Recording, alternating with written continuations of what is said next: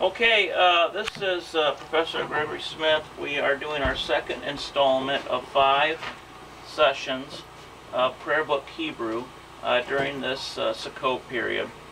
And in the first session, I usually like to do a brief review of what we covered.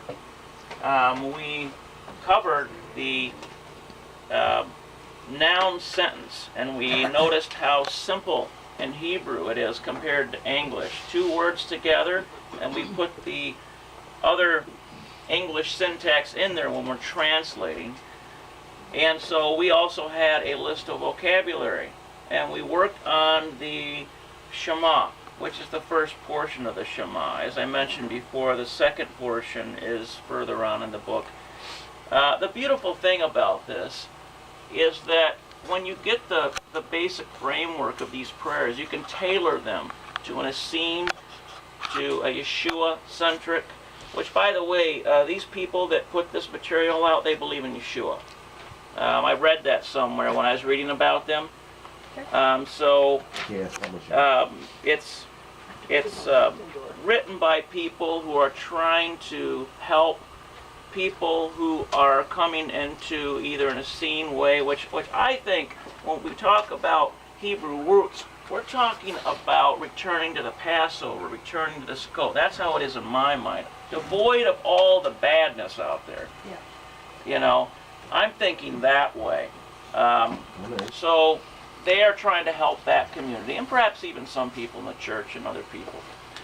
But so what we're going to be doing today is the second chapter, and we're going to be covering the feminine noun, and we're going to see that it is critically important in Hebrew to know the tense of the word. Of course, last night we heard a very nice teaching about the roots and how that can assist us in getting an idea of vocabulary, getting an idea of what the word is. If we know either a 1, 2, 3 letter root, most of them I've seen are 3 letters, but there are others. So the idea of knowing the tense is important as we begin this journey to learn Hebrew. So before I begin with our blessings, I usually like to take something from the middle of the book to sort of give you something more advanced, something to look forward to as you get into this study, as I did last time. And this time what I did is I picked out a prayer called the Avinu Malkeinu. And it's one of my favorites. I find myself singing it all the time, usually between or before prayer or as a worship practice. And when we see the translation here, of course we see familiar words like Shema, to hear, listen, obey, could be translated that way. And then Koleinu, our voice.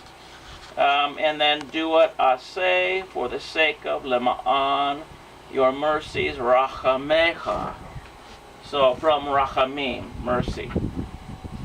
So then the translation is, our Father, our King, hear our voice. It's pleading. Our Father, our King, do it for the sake of thine abundant mercies. Almost in the same vein of what the Father says in the prophecies, that it's not because of our righteousness necessarily that he acts. It's because of his honor, his promises to the forefathers, Abraham and Isaac and Jacob, and through Yeshua, the promises restored in that as well. And then finally, our Father, our King, do it for the sake of thy great name. And so there's a lot of principles in the scriptures here. And so what we have here in Hebrew, from right to left, Avinu Malkeinu, Shema Koleinu, Avinu Malkeinu, Aseh Lama'an Rachameka Harabim. Avinu Malkeinu, Aseh Lama'an Shimcha Hagadol. And in the Sephardic canting style, it would sound similar to this. As we go through.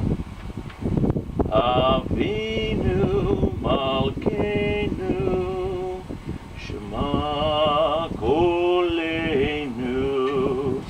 Avinu Malkeinu, Aseh Lema'an Rachameka Harabim.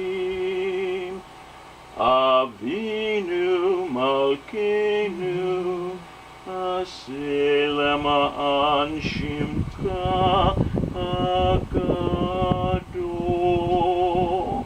And then it's repeated. Okay? And so this promotes a worshipful atmosphere, either before we enter into corporate prayer or individually. And it's one of my, as I say, one of the ones that I like to use.